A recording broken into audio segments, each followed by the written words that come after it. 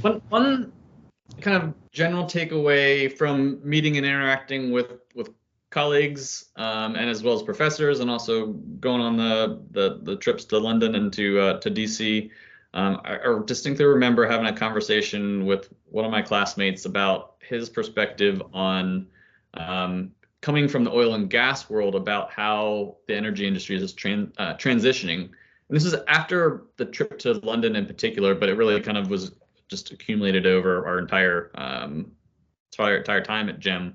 Was after kind of seeing London and kind of the European perspective on industry, me coming from the renewable energy world, I thought, oh, Europeans are much more progressive compared to the US. And I think afterwards, my takeaway was, nah, they're just like us.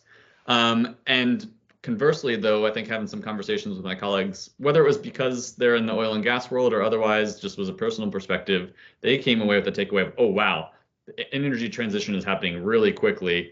And I'm glad to kind of be part of this program, to be comparing notes with other leaders in the space.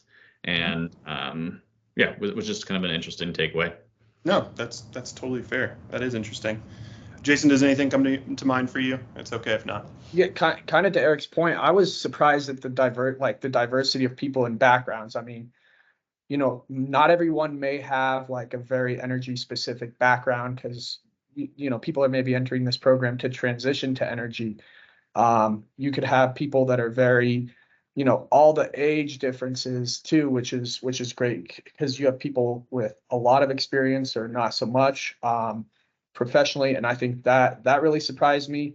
But yeah, I mean, people could be anywhere from an accountant to in HR to an engineer, and then oil, like all energy spectrums, and the program's very energy agnostic, so that's really cool to come, that you get to see all energy and talk about it all. Like nothing is not talked about or not talked about like in an equitable way. But and then I guess the biggest surprise was that like the friends and how like genuine everyone is, because you really actually do build like good friendships. I still talk to a lot of my cohort to this day as friends, maybe less so professionally, but I think that's fine.